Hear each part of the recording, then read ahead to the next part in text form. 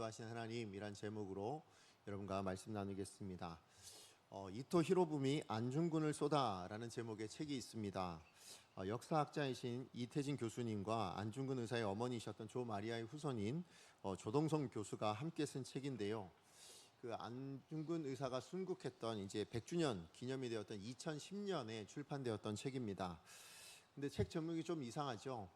분명히 안중근 의사가 이토 히로부미를 저격했는데 이토 히로부미가 안중근을 쏘다라는 이 제목은 어세 좀 이상하다라는 생각이 드실 겁니다.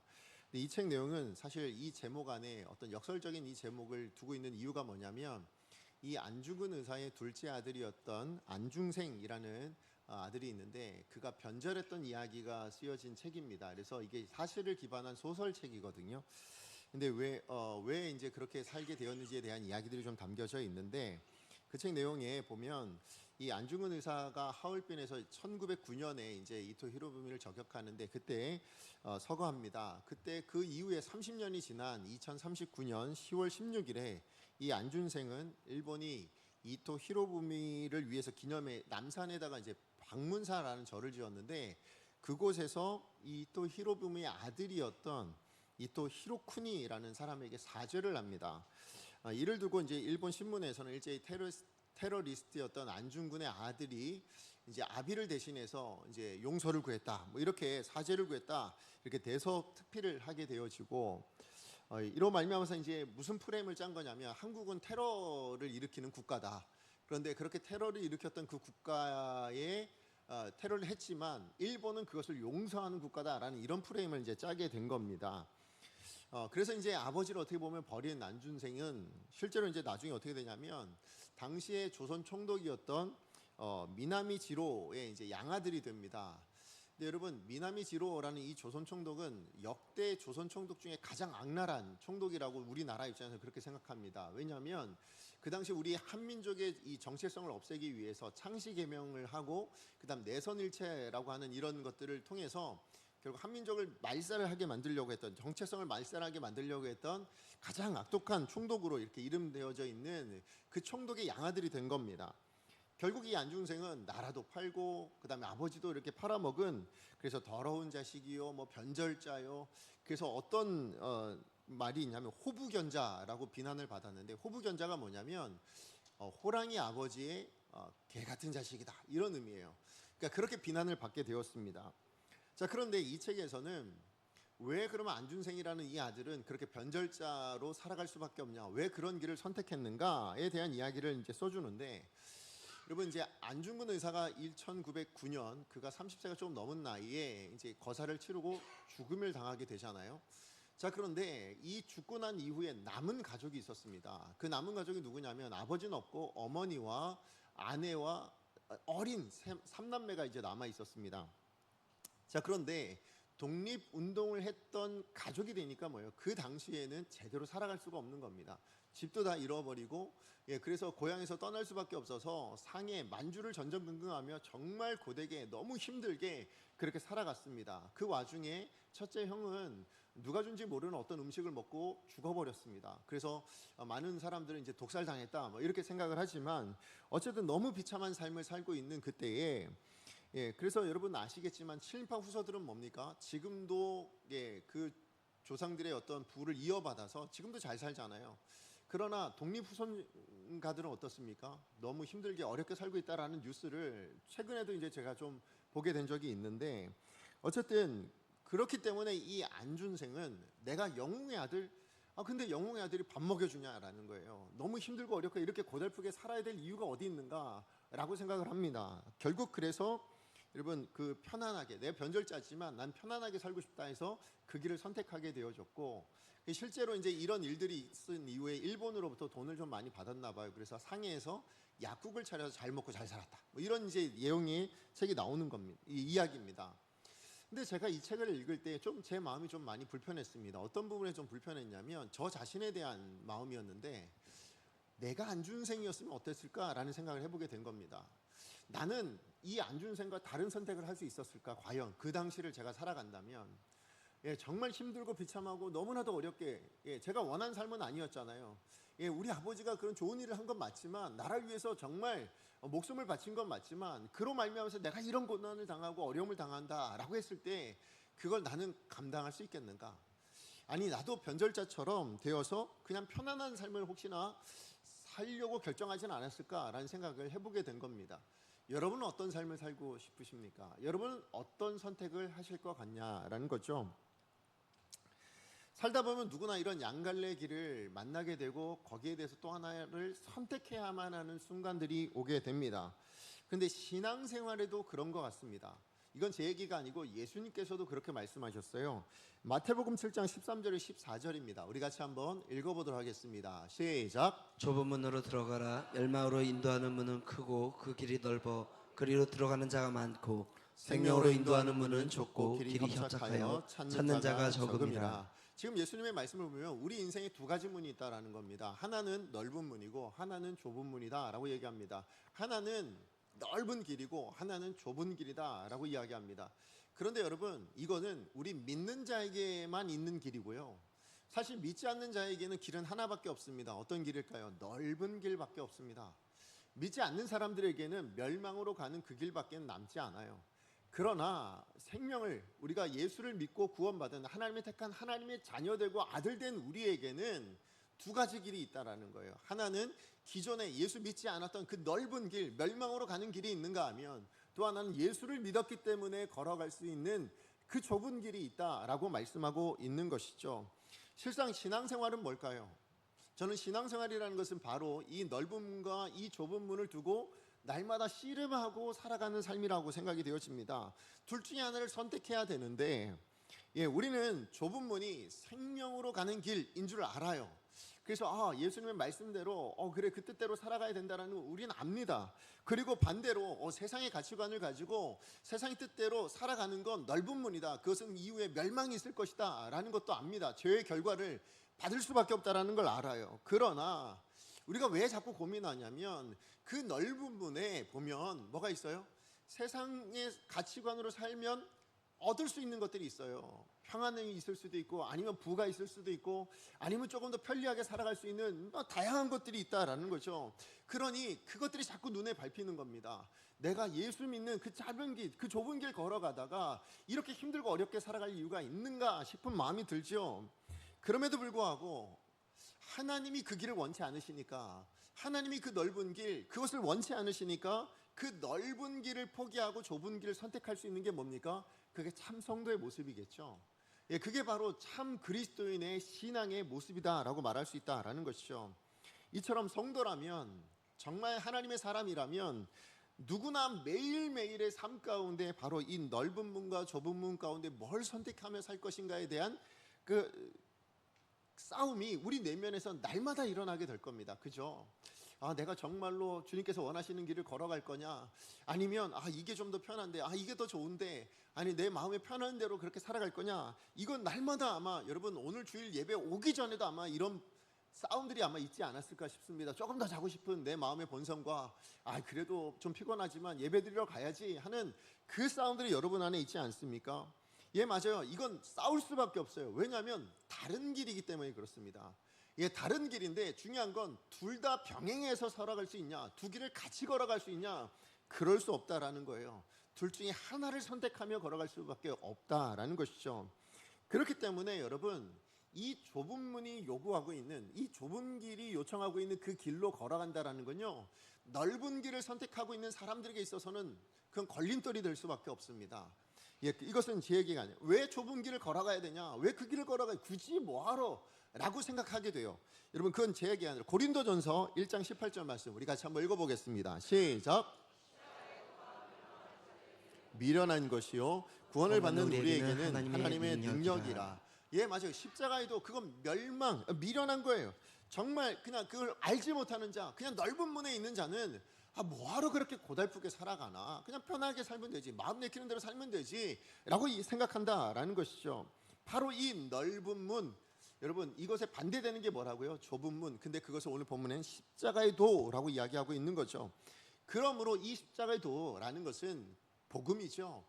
이 복음은 믿지 않는 자들에게 뭐예요? 걸림돌이 될 수밖에 없습니다. 그러므로 복음이 요구하는 삶과 세상의 가치대로 살아가는 삶은 반드시 어떤 일이 일어날까요? 부딪힐 수밖에 없어요. 충돌할 수밖에 없다라는 거예요. 오늘 본문에도 23절 말씀에 같이 한번 읽어보도록 하겠습니다. 23절입니다. 시작. 그때쯤 되어 이 도로 말미암아 적지 않은 소동이 있었으니. 이 도라 무슨 도예요? 예, 칼 아닙니다. 그죠? 아니면 그냥 길 이런 얘기 아니에요. 이 도라는 건 뭐예요? 십자가의 도를 이야기하는 거죠. 오늘 우리가 아까 예수님 말씀대로라면 그 좁은 길 얘기하는 겁니다. 그 좁은 문을 향하는 길입니다. 이 도를 우리는 뭐라고 부르냐? 복음, 하나님의 말씀 이렇게 우리는 부르죠. 그런데 진짜 그래서 뭐예요? 복음이라는 것은 정말 우리가 하나님 말씀이라고 생각되어지면 믿지 않는 사람들은 뭐예요? 불편할 수밖에 없어요. 예, 그건 너무 마음의 불편은 마음도 그렇고요. 살아가는 삶 자체도 우리도 사실 말씀대로 산다라는 건 쉽지 않잖아요. 예, 불편할 수밖에 없어요. 그런데 믿지 않는 사람들은 이해조차도 되지 않는다라는 것입니다. 절대 받아들이기 어려운 것이죠. 그렇기 때문에 뭐예요? 소동이 일어날 수밖에 없는 겁니다. 예, 이 생명을 향하여 걸어가는 이 길을 완성하기 위해서 여러분 예수님 오셨을 때도 어때요? 소동이 일어나게 되죠. 그래서 예수님 오시자마자 어떤 일이 일어납니까? 헤롯 대왕이 이 예수님 때문에 2살 아래에 있는 모든 아들은 다 죽여버려라 라는 그런 소동이 일어나게 되었고요.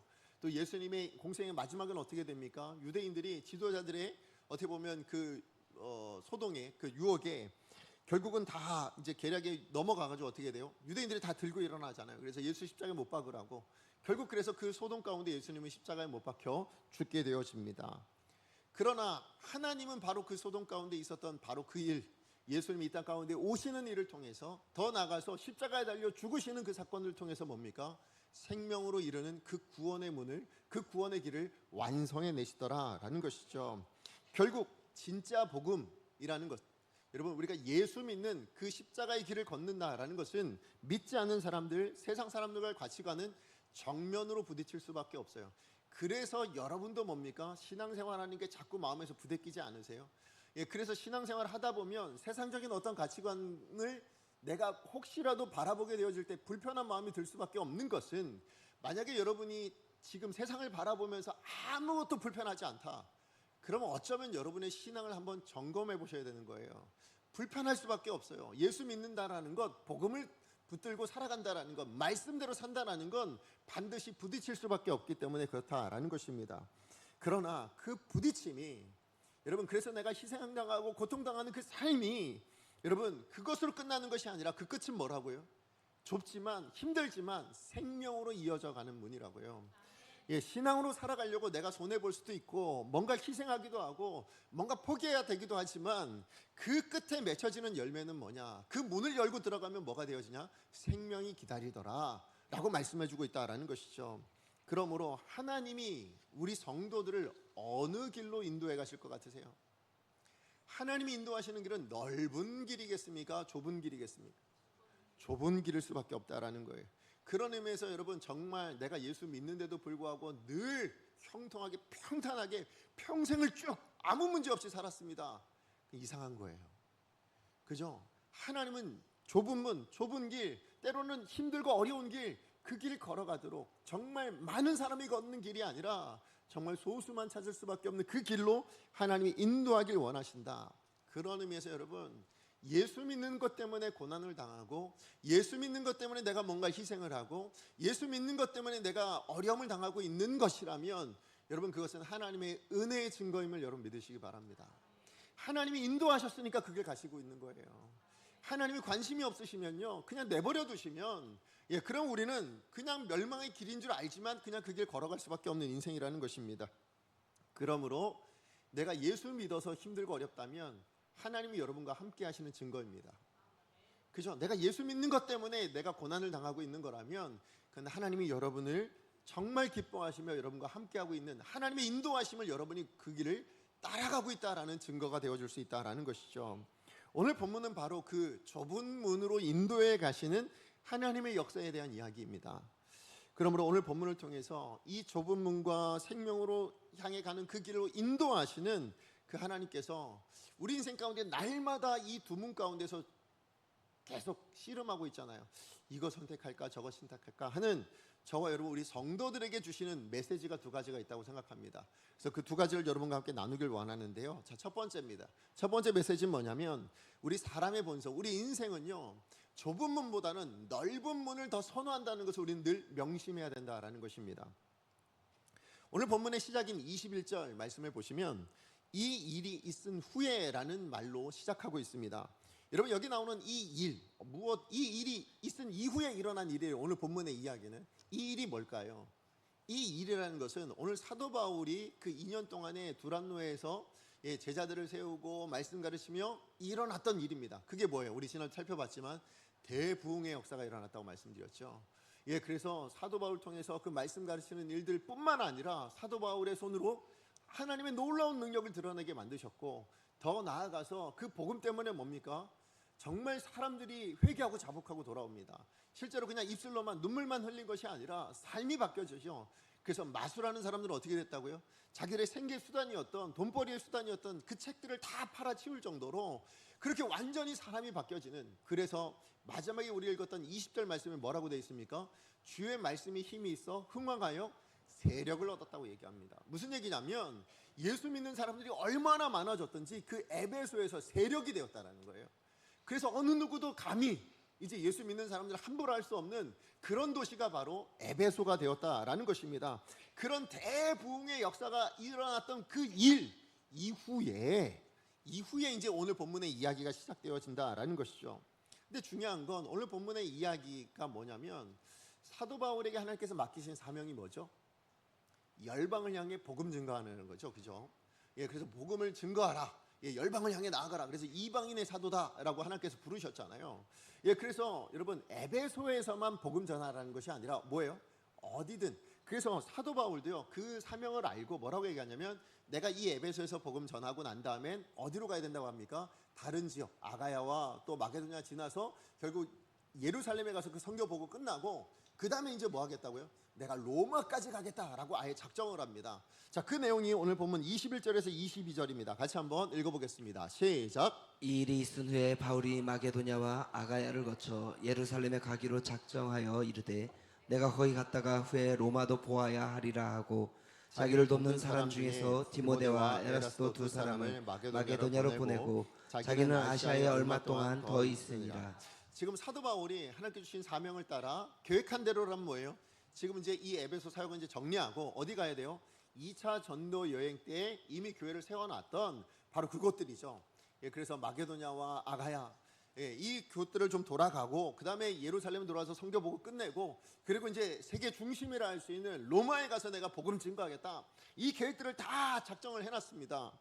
자, 근데 문제는 뭐냐면 오늘 본문에 보니까 사도 바울이 그렇게 계획을 하고 그렇게 작정을 해놓고도 아시아에 얼마 동안 더 머물렀다라고 이야기합니다. 아시아라고 이야기하지만 에베소에 더 머물렀다라는 것입니다. 무슨 얘기냐면 에베소에서 있었던 사역이 너무 좋았던 겁니다. 왜요? 에베소에서 큰 대부흥의 역사가 일어났고 엄청난 열매가 일어났잖아요. 그러니까 역대 지금 사도 바울이 사역해왔던 모든 도시들을 통틀어서 가장 놀라운 역사가 일어났던 것이 바로 이 에베소입니다. 뿐만 아니라 이제는 세력까지 얻어서요, 이젠 그 도시에 있는 사람들이 함부로 할 수 없는 그 정도의 수많은 믿는 사람들이 일어났으니, 놀라운 역사까지 일어나고 있으니 사도 바울의 손으로 하나님의 놀라운 능력도 드러났잖아요. 그러니 사도 바울도 함부로 할 수 없겠고, 더 나아가서 믿는 사람들도 엄청 많아져서 정말 이곳이야말로 복음의 정말 중심, 핵심지로 세워도 좋겠다라는 마음이 있었던 것 같습니다. 그래서 얼마 동안 머물렀다라고 이야기하는데, 여러분 여기 나오는 이 얼마가 얼마일 것 같으세요? 얼마 동안 머물렀다 이렇게 이야기하니까 우리는 아주 짧은 시간 생각합니다. 그래서 뭐 한 며칠 아니면 뭐 몇 주 정도 있었나? 우리 보통 이렇게 생각할 수 있잖아요. 근데 여러분 무려 얼마냐면 7개월에서 9개월 정도를 머물렀다고 합니다. 어떻게 알 수 있냐면 여러분 사도 바울의 전체 사역을 뭐라고 얘기하냐면 사도 바울 본인이 사도행전 20장 31절에 보면 3년을 사역했다고 얘기하거든요. 그런데 우리가 읽었던 20절까지의 말씀을 보시면 사도 바울이 에베소에 오자마자 3개월을 회당에서 복음 증거하다가 유대인들이 막 들고 일어납니다. 그러니까 어떻게 해요? 나와가지고는 두란노 서원에서 2년 동안 제자들을 가르쳤거든요. 그러면 사역한 에베소의 전체 사역은 몇 년 걸렸어요? 2년 3개월. 그러면 사도 바울은 에베소에서 3년 했다고 이야기했거든요. 그럼 몇 개월이 부족합니까? 9개월 정도가 부족하잖아요. 그죠? 그래서 7개월에서 9개월 정도다. 이렇게 이제 이야기를 합니다. 자, 그러니까 여러분 작정은 뭐라고요? 나 이제 마가도냐 보내고, 그래서 누굴 보냈어요? 자기 동역자들은 다 글을 보냈다고요. 그래 놓고는 자기는 지금 이 에베소에서 7개월에서 9개월 넘는 시간 동안 가지 않고 있는 겁니다. 아니, 작정을 그렇게 하고 동료들까지 다 보내놓고는 자기는 거기 머물러 있는 상황이 되었다라는 것이죠. 왜 그랬을까요? 뭐 여러 이유가 있고 오늘 본문에 나오진 않아요. 그러나 사도 바울의 입장에 생각해 보면 에베소만큼 좋은 도시가 없잖아요. 사역하기에 에베소만큼 훌륭한 도시가 없어요. 이제는 거의 다 갖춰진 것 같지 않습니까? 정말 믿지 않는 수많은 사람들이 주께 돌아와서 놀라운 역사 가운데 지금 교회가 변화되어지고 이 도시가 변화되어지고 있는 것이거든요. 정말 대부흥의 역사가 일어난 이 도시에서 떠나고 싶지 않겠죠. 맞아요. 그래서 20절 말씀에 우리가 뭐라고요? 주의 말씀이 힘이 있어 흥왕하고 세력을 얻는, 그래서 정말 이방인들이나 아니면 거기 있는 유대인들이 함부로 할 수가 없는 거예요. 얼마나 믿는 사람들이 많은지, 얼마나 놀라운 능력들이 나타나고 있는지. 원래 사도 바울은 뭐예요? 어느 도시든 가든 복음 전하면 거기 핍박당하고 모함당해서 쫓겨나기 일쑤였는데 이 에베소에서만큼은 세력을 얻었어요. 그러니 이곳에서 복음을 이게 전적이지 삼아가지고, 그래 여기를 핵심으로 잡고 나는 이제 앞으로 사람 키우는 일을 하겠다, 이럴 수도 있는 거 아닙니까? 그래서 내가 아니라 다른 사람들 보낼 수도 있지 않겠는가, 이런 생각들을 할 수 있을 거라는 거죠.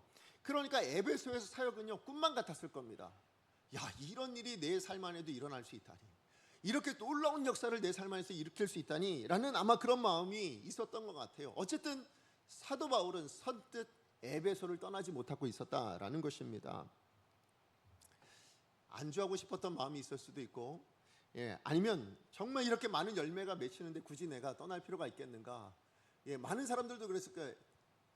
사도 바울 당신이 여기 계셨으면 좋겠습니다.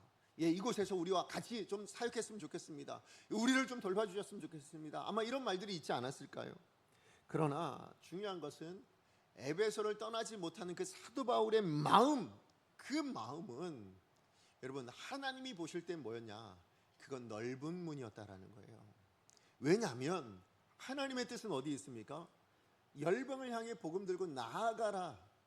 열방 이방인의 사도로서 복음을 들고 고달프겠지만 힘들겠지만 때론 핍박을 당하고 목숨도 위협을 당할 수 있겠지만, 그러나 믿지 않는 사람들이 있는 그곳을 향해 나아가라. 그게 바로 하나님의 뜻이거든요. 그런데 사도 바울은 그렇게 살다가 지금 이 에베소라는 곳에서 놀라운 역사 가운데 안주하고 있는 겁니다. 지금 머물고 있는 겁니다. 하나님의 뜻이 아니기 때문에 뭐예요? 그 길은 넓은 길이 되어질 수 있다라는 것이죠. 결국 우리 성도된 우리가 명심해야 될 건 뭐냐? 여러분, 아니 목사님, 아니 교회를 그렇게 섬기시는 거고, 아니 그 성도들 섬기는 일이면 그거 하나님 기뻐하실 일이지, 그게 왜 넓은 문이라고 얘기할 수 있습니까? 이렇게 말할 수 있지 모르겠지만 제가 다시 한번 말씀드려요. 넓은 문은 뭐예요? 하나님의 뜻이 아닌 길인 거예요.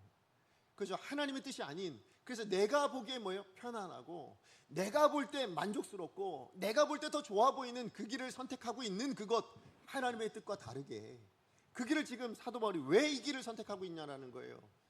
한 번도 경험해보지 못했던 놀라운 역사와 열매가 있는 곳, 그래서 이제는 편안하게 사역할 수 있는 곳이었기 때문이 아니겠냐라는 것이죠. 그러므로 성도라면 누구나 기억해야 될 건 뭐냐면, 아무리 성도라 할지라도 우리 본성이 그렇다라는 거예요. 여러분, 고생스러운 길 살고 싶으세요? 편안한 길 살고 싶으세요? 행복하게 살고 싶습니까? 눈물 흘려가며 살아가고 싶습니까? 기왕이면 행복하게, 기왕이면 즐겁게, 기왕이면 기쁘게 그렇게 살아가고 싶다라는 그 기왕이라는 마음이 어디서 나오냐고요? 우리 본성이라는 거예요.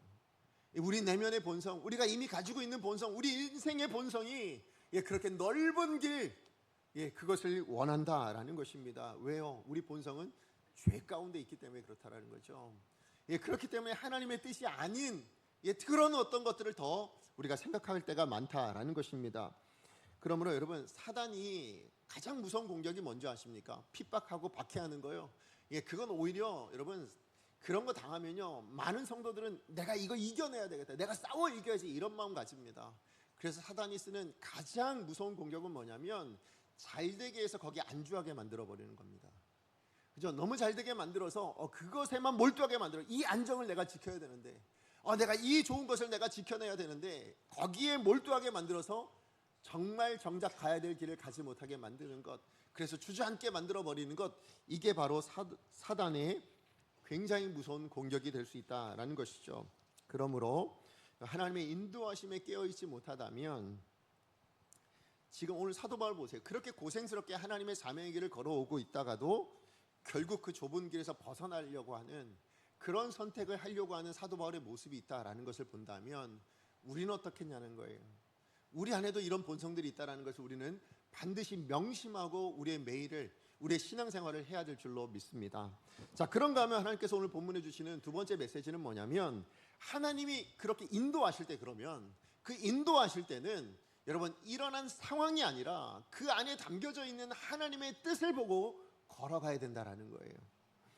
오늘 사도 바울이 에베소에 7개월 머물고 이제 9개월 정도 머물고 있을 그때에 하나님께 더 이상 그냥 두고 보지 않으세요. 그래서 일어난 일이 뭐냐? 23절입니다. 23절 같이 한번 읽어보겠습니다. 시작. 그때쯤 되어 이 도로 말미암아 적지 않은 소동이 있었으니. 여러분 그때가 언제라고요? 이때가 언제입니까? 사도 바울이 에베소에서 부흥의 역사 일으켰을 때예요. 그죠? 이 부흥의 역사가 일어난 그 순간입니다. 다시 얘기하면 주의 말씀이 힘이 있어서 흥왕하여서 이 에베소 안에 수많은 믿는 사람들로 말미암아 세력이 잡혀져 있었을 때, 다시 얘기하면 이 복음은 놀라운 능력으로 에베소 사람들에게 느껴졌을 거예요. 왜요? 사도 바울의 손을 통해서 하나님의 놀라운 능력, 뭐 귀신이 쫓아내어지고 병든 자가 나아지고, 그런 역사뿐만 아니라 정말 마술을 하던 사람들이 갑자기 다 회개하더니 책들 다 팔아버리고, 이런 놀라운 역사가 일어났으니 이 도에 대해서 누가 감히 말할 수 있을까요? 누가 감히 복음에 대해서 말할 수 있을까요? 에베소에서만큼은 이 복음은 대단하다라고 아마 그렇게 느껴졌을 겁니다. 누구도 반발할 수 없는 그런 때인 것 같은데, 바로 그때 무슨 일이 일어났었다고요? 소동이 일어났다는 거예요. 적지 않은 소동이 일어났다는 거예요.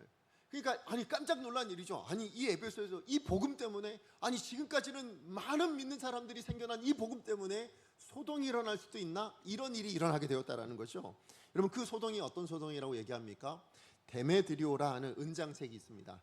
은생업자가 있는데 이 사람이 하는 일은 뭐냐면 공장을 차린 거예요. 그래서 은으로 신상을 만드는 공장을 차리고는 거기에 작업하는 작업자들 뿐만 아니라 그걸 판매하도록 하는 영업하는 사람들까지 둔 굉장히 큰 공장을 운영하고 있는 그런 사장님이셨습니다. 자, 여러분 이 사장님이 얼마나 많은 돈을 벌었게요? 여러분 당시에 이 아데미 신전이라는 곳이, 제가 지난주에 말씀드렸죠, 세계 7대 불가 사이로 어마어마한 규모라고 제가 말씀을 드렸습니다. 그러니 그걸 보기 위해서 찾아오는 그 아데미 신전을 섬기는 사람들 얼마나 많이 찾아오겠습니까? 찾아오면 대부분 그래도 기념품 하나 가지고 가야죠. 그죠? 뭡니까? 야, 아데미 신전을 찾아오는 아데미 신을 믿는 사람들이잖아요. 숭상하는 사람들이잖아요. 그러니까 마치 불교 다니시는 분들은 집에 뭐 하나 정도는 있어요? 불상 하나 있는 것처럼, 여러분 우리 예수 믿는 사람 집에 가면 뭐 하나 정도는 있어요? 십자가 하나 있는 것처럼, 그렇게 아데미 신전에 그 아데미 신상을 만들어 놓고 판매를 하니 얼마나 많은 돈, 그것도 은으로 만들어 파니 얼마나 많은 돈을 벌었겠습니까? 자, 그런데 이 데메드리오만 그렇게 돈을 벌었을까요? 아니죠. 아데미 신상에서 그 신전에서 그것 때문에 일하고 있는 수많은 사람들이 있지 않았겠습니까? 그 사람들이, 그 찾아오는 사람들로 인해서 정말 풍요로운 삶을 살고 있었다라는 것이죠. 자, 그런데 이 데메드리오가 자기 공장에 일하고 있는 그 직공들 뿐만 아니라 영업하는 사람들까지 다 모아다가 뭐하냐면 선동하기 시작합니다. 자, 그 내용이 25절에서 27절이에요. 우리 같이 한번 읽어보겠습니다. 시작. 그가 그 직공들과 그러한 영업하는 자들을 모아 이르되, 여러분도 알거니와 우리의 풍족한 생활이 이 생업에 있는데, 이 바울이 에베소뿐 아니라 거의 전 아시아를 통하여 수많은 사람을 권유하여 말하되, 사람의 손으로 만든 것들은 신이 아니라니 이는 그대들도 보고 들은 것이라. 우리의 이 영업이 천하여질 위험이 있을 뿐 아니라 큰 여신 아데미의 신전도 무시당하게 되고 온 아시아와 천하가 위하는 그의 위엄도 떨어질까 하노라 하더라. 아멘. 굉장히 교묘하죠. 일단 가장 먼저 뭐예요? 마치 아데미 여신의 어떤 위엄, 뭐 그 권위, 이게 손상될까봐라고 이야기를 하지만, 그러나 이건 커다란 눈에 보이는 그냥 포장지고요. 그 안에 내면은 뭐예요? 지금 우리의 이 풍요로움을 잃어버리게 될지도 몰라. 지금 그 얘기하고 있는 겁니다. 우리가 지금 잘 살고 있는데 이 우리의 생계가 지금 이렇게 힘들어지게 위협을 당할지 몰라. 이렇게 이야기하고 있는 거죠. 그러니 그 함께 일하고 있는 사람들이 얼마나 화가 났겠습니까? 그래서 들고 일어납니다. 들고 일어났는데 이들의 분노와 소동이요, 단순히 이들만이 아니라 이들의 분노와 소동이 어디까지 이어지냐면 온 시내가 요란하게 되었다라는 거예요. 그래서 막 에베소의 아데미야 하고 외치고 다니는데, 그때 온 시내에 있는 에베소 사람들을 뭡니까? 아데미 신, 쟤들 왜 저러는 거야? 그러면서 우리도 그래 아데미 신전이야 하면서 막 지금 같이 소동하게 되었다라는 거예요. 그래서 영문도 모르고 막 이제 그 무리들과 쫓아다니면서, 그러다 이 무리들 중에 이제 이 사람들이, 선동했던 사람들이 누구를 붙잡냐면 사도 바울이 아니라, 왜요? 사도 바울은 하나님의 손에 의해서 뭐예요? 엄청난 능력 행하잖아요. 그러니까 바울을 건들지 못하고 누굴 벗느냐? 함께 동역하고 있던 가이오와 아리스타고를 붙들고는, 이 두 사람 붙들고 어디로 갑니까? 연극장으로 갔다고 얘기합니다. 왜 연극장으로 갔냐면 그 당시에 연극장에 한 2만 5천 명 정도 모일 수 있는 곳이었대요. 자, 그러니 그 당시에 소동이 얼마나 많은 사람들이 거기에 함께 있었는지 아시겠죠? 그냥 조금 모여서는 안 된다는 거예요. 이 사람들이 다 모일 수 있는 곳 찾다 보니 연극장인 거예요. 그래서 연극장으로 다 몰려간 겁니다. 자, 그런데 그것을 알고는 바울이 이제 그 연극장으로 들어가려고 하는데 제자들과 또 친구였던 관리가 말립니다. 들어가지 말라고. 자, 그러면 이제 어떻게 될까요? 이후의 스토리는 여러분이 한번 상상해 볼 수 있잖아요. 상상해 본다면 뭡니까? 야, 이 두 사람 돌에 맞아 죽든지, 아니면 뭐 엄청난 월매를 맞든지 뭐 이렇게 되지 않았을까 싶은데요. 정말 어이없이 끝납니다. 여러분, 이 소동 어떻게 끝나냐면 에베소의 서기장이 이제 옵니다. 오더니 뭐라고 얘기하냐면, 그 무리들 다 진정시키고 난 다음에, 자, 당신들이 잡아온 이 가이오, 그 다음에 이 아리스타고 신전 물건 도둑질했습니까? 아니요. 자, 그러면 우리 아데미 신전을, 아데미 신을 비방했습니까? 아니요. 그건 누가 한 거예요? 이 사람의 손으로 만든 건 신이 아닙니다. 이건 누가 말했어요? 사도 바울이 이야기한 거잖아요. 그죠? 이 두 사람이 얘기한 게 아니란 말이에요. 자, 그러니까 지금 그러면 이 집회는 해야 될 겁니까? 아니잖아요. 안 해도 될 거잖아요. 그러면서 뭐라고 얘기하냐면 이 집회는 불법입니다. 이렇게 얘기하는 거예요. 그래서 불법 집회입니다. 이렇게 이야기하니까, 영문도 모르고 쫓아온 사람은 불법 집회라니까 뭐예요? 야, 우리가 여기 있다가 괜히 잡히려 범죄하는 거 아니야? 하고 뭐예요? 다 흩어지게 된 겁니다. 그러다 보니 다 흩어지니까 뭐예요? 그 선동했던 사람들도 불법 집회라고 이야기하니 더 이상 방법이 없죠. 그러니까 또 다 흩어지게 된 겁니다. 자, 그 내용이 40절이에요. 40절부터 같이 한번 읽어봅니다. 시작. 오늘 아무 까닭도 없는 이 일에 우리가 소유 사건으로 책망받을 위험이 있고 우리는 이 불법 집회에 관하여 보고할 자료가 없다 하고.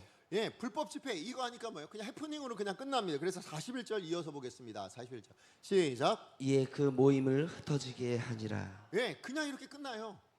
아니, 용두삼이에요. 그냥 뭔가 엄청난 일이, 엄청난 사건이 일어날 것처럼 생각됐지만 너무나도 허무하게 그냥 이렇게 끝나버린 겁니다. 자, 그러면 성경은 그냥 이런 일도 있었어 하고 그냥 넘어가도 될 일이잖아요. 아무 일도 일어난 거 아니니까. 그렇잖아요. 아무 결과도 없었으니까 그냥 다 돌아갔잖아요. 자, 그러면 이제 예수 믿는 사람을 이렇게 핍박하는 것도 불법 집회가 되는구나. 그래, 에베소 사도 바울이 그렇게 생각할 수도 있지 않겠습니까? 자, 그런데 왜 성경은 이걸 이렇게 기록해 놨을까요? 무려 우리가 21절부터 41절까지요, 20절에 가까운 만큼 분량을 할애해서 지금 이 내용을 기록했단 말이죠. 재미있어서 그렇게 기록한 걸까요? 아니면 이 당시에 기독교가 이렇게 이 정도 힘을 얻었습니다, 이거 알려주려고요? 아닙니다. 하나님께서 이 말씀을 왜 기록해놨냐면 바로 이 사건을 계기로 사도 바울이 에베소를 떠나게 되었거든요. 이 사건 때문에 떠난 겁니다. 분명히 아무 일도 일어나지 않은 그냥 허무한 해프닝처럼 느껴지지만 이 사건을 통해서 사도 바울은 그 안에 담겨져 있는 하나님의 뜻을 깨달은 겁니다. 뭐예요? 에베소에 머무는 게 하나님의 뜻이 아니구나예요. 그죠? 일어난 사건은 별일 아니었을지 모릅니다. 아무 일 없이 그냥 끝났네? 이렇게 끝날 수 있겠지만, 그러나 복음 때문에 아무 일도 일어나고 오히려 예수 믿는 사람들이 늘어났던 그때에 갑자기 데메드리온 사람을 통해서 이 소동이 일어나는 것을 보면서 그 결과를 보고 있는 게 아니라, 그 상황을 보고 있는 게 아니라 뭐라고요? 그 사건 안에 담겨져 있는 하나님의 뜻이 뭔가를 보기 시작했다는 거예요. 왜 갑자기 이런 일이 일어났을까? 무엇 때문에 이 사건을 일으키셨을까? 그 하나님의 뜻을 생각해 보니까 뭐예요? 내가 여기 머무는 게 하나님의 뜻이 아니었는데, 나는 저 로마까지 가야 되는 그런 사명을 하나님께 내게 주셔서 그것을 작정하고 있었는데 내가 여기에 안주하고 있었구나. 내가 여기에 그냥 머물고 있었구나라는 것을 알게 하셨다라는 것이죠. 그래서 사도행전 20장 1절, 우리 다음 주 살펴볼 말씀인데 20장 1절이 이렇게 진행됩니다. 같이 한번 읽어봅니다. 시작. 소요가 그침에 바울은 제자들을 불러 고난 후에 작별하고 떠나 마게도냐로 가니라. 예, 사도 바울이 떠나게 된 계기가 뭐라고요? 이 소요가 그치고 나서예요. 이 소요가 일어나고 났을 때, 이 사건, 이 소동이 일어나고 났을 때 비로소 하나님이 내가 여기 머무는 것이 아니라 내가 이 교회에서 여기를 전초기지 삼아서 수많은 사람들이 양육해서 파송하는 이게 아니라 나를 보내길 원하시는구나 라는 걸 깨닫다라는 거예요. 예, 맞아요. 예, 보통 이런 소동들을 통해서, 이런 상황들을 통해서요, 하나님께서는 역사하시는 걸 우리가 발견하지 못하면 정말로 엉뚱한 길을 걸어갈 수밖에 없다라는 거예요. 우리 구약 성경에 보면 요나가 그랬잖아요. 요나를 하나님께서 어디 보내길 원하셨어요? 다메섹으로 보내길 원하셨어요. 그런데 이방 가서 내가 하나님 복음 전한다는 게 나는 마땅치 않아요. 그래서 요나가 어디를 향해 갑니까? 예, 항구를 향해서 갔더니 마침 다시스 정반대로 가는 배가 마침 있었어요. 그래서 그 배를 탔더니 무슨 일이 일어납니까? 하나님께서 풍랑을 보내시죠. 그때 요나가 깨닫습니다. 뭘 깨달아요? 내가 가야 될 길이 아닌, 하나님께서 가라 하신 길이 아닌 엉뚱한 방향으로 가서 이 일이 일어났습니다. 그래서 뭐라고 합니까? 나를 바다에 던지시면 풍랑이 잠잠해질 겁니다. 예, 맞아요. 상황이 중요한 게 아니에요. 풍랑이 일어났네, 그게 중요한 게 아니라고요. 그 안에 무엇이 담겨져 있는가, 하나님의 뜻이 무엇인가, 그것을 발견하지 못하면 여전히 뭐예요? 엉뚱한 길을 걸어갈 수밖에 없는 게 우리 인생이라고요. 그럼 여러분 기억하십시오. 하나님께서 우리 인생을 인도하실 때요, 하나님의 인도하심은 사람을 통해서든 상황을 통해서든 하나님은 우리 인생을 인도해 가실 줄로 믿습니다. 그런데 그 상황만 보고 있으면 정작 있어야 될 자리, 하나님께서 원하시는 자리를 못 가게 될 수도 있다고요. 그러니까 상황이 아니라 뭘 보셔야 된다고요? 이것을 왜 주셨는가? 이걸 통해서 하나님께서 나에게 뭘 원하시는가? 그 하나님의 뜻을 바라볼 수 있는 믿음의 눈이 열리는 저와 여러분 되어지기를 간절히 소망합니다. 그럴 때 비로소 뭐예요? 온전히 하나님의 길을 걸어가는 인생 될 수 있다. 하나님의 인도하심을 따라 살아가는 귀한 인생이 될 수 있다라고 말씀해주고 있다라는 것이죠. 그러므로 저와 여러분, 우리 강성의 모든 성도들 한 분 한 분이 정말 하나님께서 우리 인생을 인도하길 원하세요. 예, 하나님께서 기뻐하시는 길로 우리를 이끌어가길 원하세요. 그리고 그 길은 반드시 하나님께서 우리 가운데 가장 좋은 것을 주실 수 있는 자리일 거예요. 그런데 당장 내 눈에는 보이지 않아요. 왜요? 문으로 닫혀져 있거든요. 그냥 길만 보이는 거예요. 넓은 길, 예, 좁은 길, 좁은 문, 그것만 보여요. 그러나 그 문에 닫아라, 문을 열면 뭐예요? 야, 여기에 이런 생명이 있었고 이런 하나님의 놀라운 역사가 있었구나를 깨닫는 저와 여러분 되어지기를 원합니다. 그거 맛보시는 여러분이 되셔야 돼요. 그걸 위해서 하나님이 우리를 인도하고 계신다고요. 그러므로 여러분, 그 길로 걸어갈 수 있는 저와 여러분 되기를 다시 한번 축복합니다. 말씀의 결론을 맺습니다. 우리는요, 앞으로도 신앙생활하면서 참 많이, 거의 매일을 이 넓은 문과 좁은 사이에서 늘 씨름함을 고민하며 살아가야 될 겁니다. 왜냐하면 그게 직접적으로 우리 삶이랑 연관이 돼 있잖아요. 그죠? 내 삶과 연관이 돼 있고 내 기쁨, 내 안정, 내 가족, 여기에 다 연관이 되기 때문에 씨름할 수밖에 없습니다. 그러나 기억하십시오. 만약에 그 씨름 가운데 내 본성대로 산다면, 내 본성대로 선택하게 된다면 그 길은 하나님의 뜻과 다른 넓은 길이 되어질 겁니다. 그러나 하나님의 말씀대로, 하나님의 뜻대로 여러분 선택하시게 된다면 비록 힘들고 고달프고 희생이 보이는 길일 수도 있어요. 그러니까 좁은 길이죠. 그러나 그 길의 끝에는 하나님이 기뻐하시는 길이 되어질 것이고 하나님이 예비하신 것을 누리는 자리가 되어질 것이요, 더 나아가서 뭐예요? 하나님이 동행하여 주실 줄 여러분 믿으시기 바랍니다. 예, 그러므로 여러분 인생 가운데 어떤 인생 살길 원하십니까? 저는 아까 말씀드렸던, 서두에 말씀드렸던 안준생 같은 인생 되지 않기를 원합니다. 분명히 태어나긴 누구의 아들로 태어났어요? 안중근 의사의, 민족의 영웅의 아들로 태어났습니다. 그러나 결국 영웅의 아들이 변절자가 되는, 그래서 정말 그 인생이 안타까운 인생으로 끝나고 말잖아요. 물론 편하긴 살았죠. 그러나 많은 사람들로부터 질타를 받는 변절자라고 이야기를 듣는다면, 오늘 저와 여러분 이 자리에 있는 우리 모두는 하나님의 아들로 하나님께서 부르셨고 하나님의 아들로 우리를 택하여 주셔서 하나님의 아들답게 살기를 원하시거든요. 그래서 하나님께서 우리를 좁은 길로 인도해 가시는 겁니다. 그러므로 그 길을 기꺼이 선택하실 수 있고 기꺼이 하나님의 아들로 살아가실 수 있는 저와 여러분 되어지기를 다시 한번 간절히 축복하겠습니다. 우리 말씀 기억하며 함께 찬양합니다. 오늘 우리가 부를 찬양은 예수의 길.